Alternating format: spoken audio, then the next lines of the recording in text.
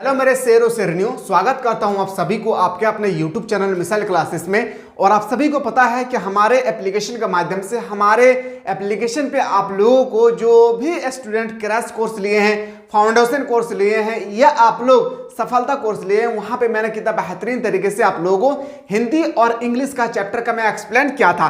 क्योंकि देखिए हिंदी और इंग्लिश का आप लोग अगर चैप्टर एक्सप्लेन अगर आप लोग बेहतरीन तरीके से किए हैं और अगर वो आप लोगों को समझ में नहीं आया है तो फाइनल एग्जाम में ना आप लोगों को जो ऑब्जेक्टिव क्वेश्चन अगर अंदर से पूछ लिया जाएगा तो फिर आपको इसका आंसर आप लोग नहीं दे पाएंगे।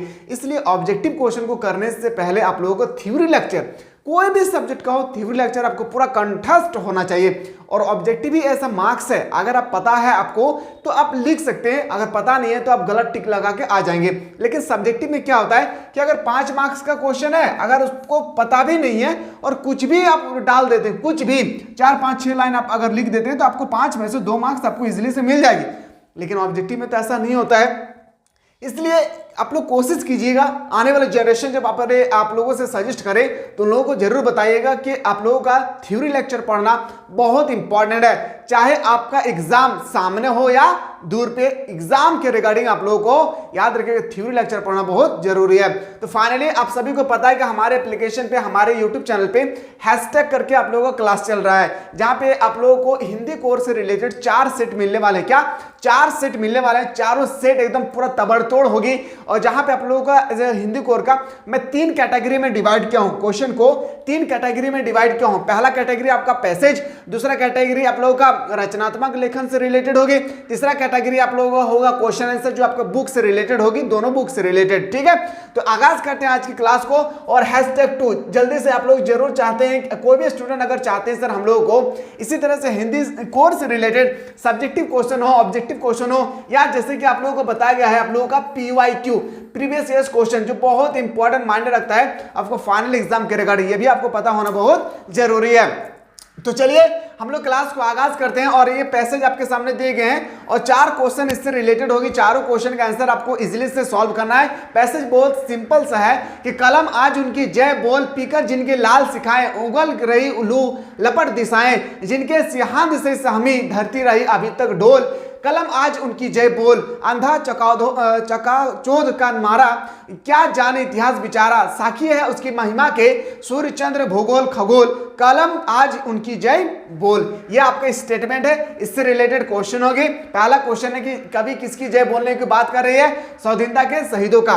किसका? तो स्वाधीनता के शहीदों के बारे में कवि ने कह रहा है किसका? जय बोलने के लिए। इतना आपको आंसर बताना है, बस आपका आंसर चुटकी में आ जाएगा सर। अगला क्वेश्चन है कि अंधा चौकाझोंध का माना क्या होता है, किसे कहा जाता है? याद रखिएगा इसको हम लोग बोलते हैं क्या?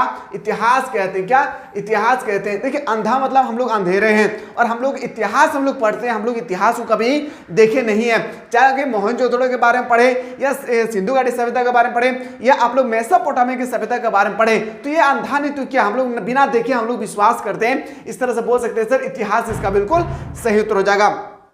सूरज और चांद को कवि ने किस रूप में प्रस्तुत किया? जो सूरज और चांद कवि ने साक्षी के रूप में प्रस्तुत किया। किसके रूप में? साक्षी के रूप में। ऑप्शन नंबर डी इसका बिल्कुल राइट आंसर हो जाएगी। चंद्रमा का पर्यायवाची शब्द क्या है? याद रखिएगा चंद्रमा का पर्यायवाची शब्द होती है राकेश। जिस तरह से हम लोग याद रखिएगा पानी को क्या बोलते हैं मेरे लाल? याद रखिएगा पानी को जल, नीर, तोय हम लोग बोलते हैं ना। ठीक इसी तरह से नेत्र को, आंख को, नेत्र को, नया आंख को हम लोग बोलते हैं नया नेत्र लोचन। इसी प्रकार आपसे पूछा गया चंद्रमा का पर्यायवाची शब्द क्या होगी? राकेश। क्या हो जाएगा मेरे शेर और शेरनी? और राकेश इसका बिल्कुल सही उत्तर हो जाएगी। अब आपके पास एक छोटा सा पैसेज होगी, इस पैसेज को फिर से रीड करना है। रीड करने के बाद 4 क्वेश्चन होगा, चारों क्वेश्चन का आंसर एकदम आप लोगों को चुटकी में सॉल्व करना है। क्या? चुटकी में सॉल्व करना है। पढ़ने के बाद माइंड में सेटअप करना है कि किससे रिलेटेड ये बात कह जा रहे हैं। आज हम इस असमंजस में पड़े हैं और यह निश्चय नहीं कर पाए हैं कि हम किस ओर चलेंगे। हमारा धैर्य क्या है? स्वभावता ऐसी अवस्था में हमारे पैर लड़खड़ाते हैं। हमारे विचार में भारत के लिए और सारे संसार के लिए सुख क्या है? सुख और शांति का एक ही रास्ता है और वह है अहिंसा और आत्मवाद का। अपनी दुर्लभता का के कारण हम उसे ग्रहण न कर सके पर उसे सिद्धांतों। तो यह आप लोगों का एक बार सेंटेंस है, वीडियो को स्किप करके एक बार रीड कर लीजिएगा। मैं अगर रीड करता रहूं तो फिर ये वीडियो लॉन्ग बन जाएगी। ठीक है, पहला क्वेश्चन असमंजस में पढ़कर हम क्या तय नहीं कर पाते हैं? तो बताएंगे सर हम लोग नहीं तय कर पा रहे हैं अपना लक्ष्य। असमंजस में पढ़कर हम लोग अपना लक्ष्य को तय नहीं कर पा रहे हैं। इन ऑप्शन नंबर क्या हो जाएगी? ऑप्शन नंबर बिल्कुल सही उत्तर हो जाएगा, इज द बिल्कुल करेक्ट आंसर हो जाएगी। क्वेश्चन नंबर 6 पे आगाज करते हैं। विश्व में सुख शांति और समृद्धि के लिए क्या आवश्यक है? क्या विश्व में सुख शांति और समृद्धि के लिए क्या आवश्यक है? ये आपसे यहाँ पे पूछे गए हैं। तो बताएंगे सर मन से अहिंसा का पालन करना, हम लोगों को कभी किसी को देखकर जलन नहीं करना, हिंसा नहीं करना है, पहली बात। दूसरी बात है सर वचन से अहिंसा का पालन करना। तीसरा कर्म से अहिंसा का पालन करना। इन ऑप्शन नंबर क्या हो जाएगी? ऑप्शन नंबर डी इसका बिल्कुल राइट आंसर हो जाएगा इनमें से सभी। अगला क्वेश्चन पे आते हैं सर, दुर्लभता शब्द में उपसर्ग और प्रत्यय क्या है? देखिए मेरे लाल, दो शब्द याद रखिएगा। उपसर्ग का मतलब होता है पहले, क्या? उपसर्ग का मतलब होता है पहले और प्रत्यय का मतलब होता है बाद, जो बहुत इंपॉर्टेंट है। उपसर्ग और प्रत्यय से रिलेटेड हिंदी कोर लिए हैं या हिंदी इलेक्टिव है, आपके पेपर में एक क्वेश्चन अलंकार से रिलेटेड एक क्वेश्चन पूछे ही जाएंगे। तो ये कॉमन फैक्ट बनती है जो आप लोगों को थोड़ा बहुत नॉलेज आना चाहिए, जो हम लोग ऑलरेडी क्लास 10 में पढ़ चुके हैं। तो देखिए आपसे पूछा गया है कि दुर्लभता शब्द में उपसर्ग और प्रत्यय बताना है। तो देखिए उपसर्ग की मैं बात करूं तो दुर आता है सर, दू क्या आता है? दुर आता है। तो बताएंगे सर उपसर्ग में आ जाएगा सर दुर। अब प्रत्यय का मतलब होता है लास्ट में सर, लास्ट में आ रहा है सर ता, तो बोल सकते हैं सर प्रत्यय क्या होगी? ता। इन ऑप्शन नंबर क्या हो जाएगा सर? ऑप्शन नंबर आपका बिल्कुल सही उत्तर हो जाएगा। क्या ऑप्शन नंबर याद रखिएगा, ए सी इसका राइट आंसर होगा। कितना ऐसे स्टूडेंट है जो इसको भी क्लिक करके आ जाएंगे, लेकिन यहाँ पे आपको देखना पड़ेगा, अपना नजर को दौड़ाना होगा और बताना होगा सर यहाँ पे तो हम लोगों का आकार दिया हुआ है, क्या आकार दिया हुआ, जिस कारण से ये ऑप्शन जो है बिल्कुल रॉन्ग ऑप्शन हो जाएगी। नेक्स्ट क्वेश्चन पे आते हैं सर, जनसंचार। अब यहाँ पे आपका पत्र लेखन, फीचर लेखन, संपादक, रिपोर्ट लेखन से रिलेटेड 8 क्वेश्चन हो गए। कितना? 8 क्वेश्चन हो गए। और 8 क्वेश्चन का किस बेस पे क्वेश्चन पूछे जाएंगे, किस तरह से क्वेश्चन होगी, किस तरह से न्यू पैटर्न के अकॉर्डिंग हम लोगों का पत्र लेखन, संचार लेखन, निबंध लेखन से क्वेश्चन होगी। मैंने ऑलरेडी सारा क्वेश्चन को आप लोगों को प्रोवाइड कर चुका हूं पीडीएफ के माध्यम से। जो भी बंदा एप्लीकेशन के माध्यम से पढ़ रहे हैं, क्या एप्लीकेशन के माध्यम से पढ़ रहे हैं, चाहे अपने कोई भी कोर्स को लिए होंगे, आप लोगों की एक सेट होगी जहां पे देखिएगा आपका पूरा का पूरा मैं निबंध लेखन, फीचर लेखन, पत्र लेखन, संपादक, जनसंचार क्या है, सारा चीज मैंने आप लोगों को प्रोवाइड कर दिया हूं। जितना बता दिया हूं उतना करके आप लोगों को जाना है, क्या जितना बता दिया हूं उतना करके जाना है। सारा क्वेश्चन उसी से आएगी, ठीक है। पहला आते हैं सर अगला क्वेश्चन, जनसंचार के आधुनिक माध्यम में सबसे पुराना माध्यम कौन सा है? तो सबसे पुराना माध्यम क्या है पता है? समाचार पत्र। क्या हो जाएगी? समाचार पत्र। याद रखिएगा जनसंचार की बात करें, लेकिन याद रखिएगा टेलीविजन, बहुत सारे टेलीविजन और इंटरनेट तो बहुत बाद में आया है। बहुत सारे स्टूडेंट सोचेंगे सर रेडियो, नहीं, रेडियो से भी पहले आया था। याद रखिएगा समाचार पत्र। ऑप्शन नंबर क्या हो जाएगी? ए इसका राइट आंसर हो जाएगा। भारत में पहला छापाखाना कब खुला था? भारत में पहले छापाखाना खुलने वाले जगह का नाम था गोवा। याद रखिए गोवा की राजधानी मांडवा, याद रखिए मांडवी। ऑप्शन नंबर क्या हो जाएगी? डी इसका बिल्कुल सही उत्तर हो जाएगा। जनसंचार माध्यम के अंतर्गत रेडियो कौन सा माध्यम है? जनसंचार के माध्यम से रेडियो जो है, याद रखिएगा क्या है? क्या है मेरे लाल? याद रखिएगा श्रव्य माध्यम। क्या है? श्रव्य माध्यम। क्या मेरे लाल? श्रव्य माध्यम। इसको याद रखिएगा, श्रव्य माध्यम है, याद रखना है। किसको? तो बताएंगे श्रव्य माध्यम, याद रखना है। क्या जनसंचार जो है ना श्रव्य माध्यम, श्रव्य का मतलब होता है सिर्फ सुनना, और टेलीविजन क्या होता है? याद रखिएगा श्रव्य, और याद रखिएगा मेरे लाल श्रव्य माध्यम भी होता है, और हम लोग बोल सकते हैं सर दृश्य माध्यम। टेलीविजन का मतलब होता है सर टीवी। क्या होता है? टीवी। हम लोग देख भी सकते हैं और हम लोग सुन भी सकते हैं, उसको हम लोग बोलते हैं सर श्रव्य, और याद रखिएगा क्या? दृश्य माध्यम। और जिसमें हम लोग सिर्फ सुन सकते हैं उसको हम लोग बोलते हैं श्रव्य माध्यम। ऑप्शन नंबर ए इसका बिल्कुल सही उत्तर हो जाएगा। आलेख लेखन की भाषा कैसी होनी चाहिए? आलेख लेखन की भाषा होगी बिल्कुल सरल, सुगम, प्रभावी। इन ऑप्शन नंबर क्या आ जाएगा? आपका बिल्कुल सही उत्तर हो जाएगा, D is the correct answer. क्या? D is the correct answer. Question number next पे मूव किया जाए। भारत में पत्रकारिता की शुरुआत कब हुई थी? भारत में पत्रकारिता की शुरुआत कब हुई थी? तो आपको पता होना चाहिए कि 1780 में हुआ था। कब? भारत में पत्रकारिता की शुरुआत हुआ था सर 1780 में। ये सब क्वेश्चन को एकदम नोट डाउन करते रहना है। जो भी एप्लीकेशन के माध्यम से पढ़ रहे हैं, मैंने ऑलरेडी पहले ही आप लोगों को पीडीएफ डाल दिया हूं, जाके आप लोग इजीली से देख सकते हैं। संपादकीय का क्या है? संपादकीय क्या है? तो बताएंगे सर संपादकीय संपादक द्वारा किसी प्रमुख घटना और समस्या पर लिखा गया विचारात्मक लेख है। क्या है? विचारात्मक लेख है। इन ऑप्शन नंबर क्या आ जाएगी? ए इसका बिल्कुल सही उत्तर हो जाएगा। क्या? ए इज द बिल्कुल राइट राइट आंसर हो जाएगा। क्वेश्चन नंबर नेक्स्ट पे आते हैं सर, रिपोर्ट को हिंदी में क्या कहते हैं? रिपोर्ट को हिंदी में कहते हैं सर, याद रखिएगा संवाददाता। क्या? संवाददाता। जो हम लोग रिपोर्टिंग करने के लिए जाते हैं, देखिएगा एक माइक ले लेंगे, सबसे पूछेंगे कैसे है देश की स्थिति, कहाँ आप जहाँ पे रहते हैं यहाँ पे क्या क्या प्रॉब्लम है, पूछे जाते हैं। देखिए न्यूज़पेपर में क्या हम लोग आज जो है सोशल मीडिया में सबसे ज्यादा जो चर्चित है ना, वो है हम लोग का रिपोर्टर। तो हम लोग देखते आते होंगे, चाहे वो कॉमेडियन हो, चाहे वो न्यूज रिपोर्टर हो। रेडियो अस्तित्व में कब आया? जो रेडियो है याद रखिएगा 1885 में वो अस्तित्व में आए थे। कब? 1885 में अस्तित्व में आए थे। इन ऑप्शन नंबर क्या आ जाएगा आपका ए, इसका बिल्कुल सही उत्तर हो जाएगा। समाचार लेखन की प्रचलित शैली का क्या कहलाती है? समाचार लेखन की प्रचलित जो शैली है उसको हम लोग बोलते हैं उल्टा पिरामिड। क्या? उल्टा पिरामिड बोलते हैं। इन ऑप्शन नंबर क्या हो जाएगी आपका बिल्कुल सही उत्तर हो जाएगा ए, इसका बिल्कुल राइट आंसर हो जाएगी। मेरे प्यारे, सारा चीज को समझ में आ रहा होगा तो एक बार डन कीजिएगा और जितना ज्यादा हो सके अपने प्यारे प्यारे दोस्तों को शेयर कीजिएगा। जनसंचार का प्रमुख कार्य क्या है? जनसंचार का प्रमुख कार्य होती है सूचना देना। क्या? सूचना देना, शिक्षित करना, मनोरंजन करना। यानी देखा जाए तो ऑप्शन नंबर क्या आ जाएगी? ऑप्शन नंबर डी इसका बिल्कुल सही उत्तर हो जाएगी। क्या? डी इज द बिल्कुल करेक्ट आंसर हो जाएगी। और इसी तरह से अगर और भी क्वेश्चन पाना चाहते हैं तो बिल्कुल आप लोग हमारे प्लेटफॉर्म से जुड़े रहिएगा। अब ये क्वेश्चन जो आप देख रहे हैं, याद रखिएगा ये क्वेश्चन आपका बुक से लिए गए हैं। अगर आपको कविता के बारे में नॉलेज नहीं है, कविता के बारे में आपको नॉलेज नहीं है, तो चारों क्वेश्चन में से एक भी क्वेश्चन को आप सही नहीं कर पाएंगे।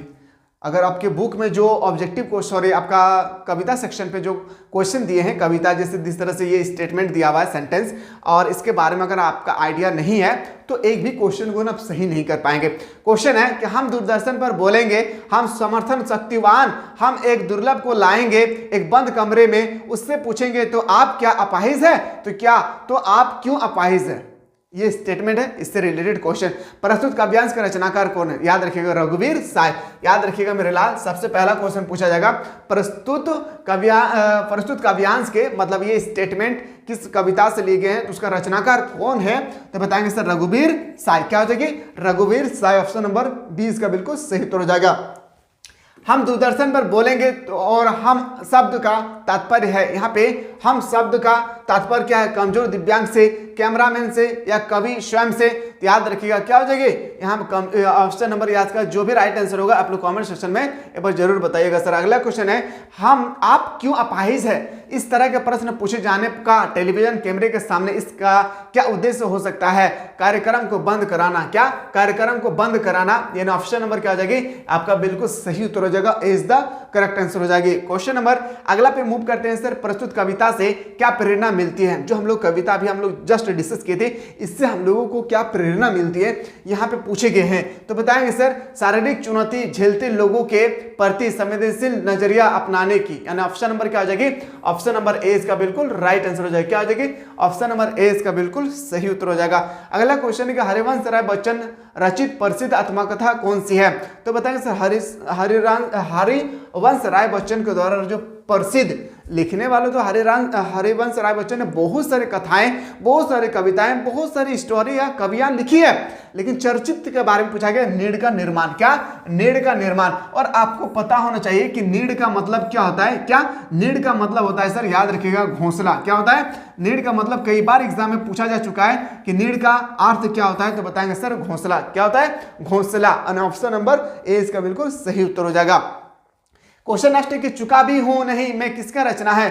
चुका भी नहीं हूं मैं, इसकी रचना कौन है? तो याद रखिएगा शमशेर बहादुर सिंह। क्या हो जाएगी? शमशेर बहादुर सिंह। और ऑप्शन नंबर डी इसका राइट आंसर हो जाएगी। दिन जल्दी जल्दी देखिए दिन जल्दी जल्दी ढलता है। क्या? दिन जल्दी जल्दी ढलता है। यहाँ पे मिसप्रिंट है थोड़ा सा, एक बार याद रखिएगा यहाँ पे मिसप्रिंट है, यहाँ पे देख लीजिएगा।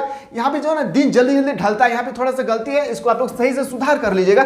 दिन जल्दी जल्दी ढलता है। क्या? दिन जल्दी जल्दी ढलता है मेरे लाल कविता के अनुसार क्या कभी वापस नहीं आता है? तो हमारे समय जो बीत गया है वो समय कभी भी वापस नहीं आता है। जो बीते गए समय क्या हम लोग वापस ला सकते हैं? नहीं ना। इसलिए मैं आप लोगों को सुबह शाम हर एक बार जब भी मैं क्लास लेता हूं उस समय मैं आप लोगों को बताते रहता हूं कि आप लोग समय का ना सदुपयोग कीजिए। समय इतना इंपॉर्टेंट है मेरे लाल कि आप आप लोग को ये एहसास होगा कब, जब आप लोग लौट कर आएंगे एग्जाम देकर, जब आपके हाथों पे रिजल्ट होगी, उस समय आप लोगों का याद रखिएगा, आप लोगों को याद होगी क्या हमारे लाइफ में हम अपने समय को कहाँ वेस्ट किए हैं, वो आपको याद होगी। ठीक है, तो बेहतरीन तरीके से अभी जो आप लोगों का समय है उसको आप लोग बेहतरीन तरीके से गुजारिए। जो भी 20 दिन बचा हुआ है, 10-15 दिन जो भी बचा हुआ है, उसको आप लोगों को सही तरीके से गुजारना है, सही तरीके से आप लोग क्या करना है, गुजारना है। तो देखिए हमारे बीते हुए समय को हम लोग कभी भी वापस नहीं ला सकते हैं, तो बोल सकते हैं सर बीते हुए समय को वापस नहीं ला सकते हैं। ऑप्शन नंबर क्या हो जाएगी, ए इज द बिल्कुल करेक्ट आंसर। मूव करते हैं सर अगला क्वेश्चन 26 जो है हमारे पेपर में आ जाए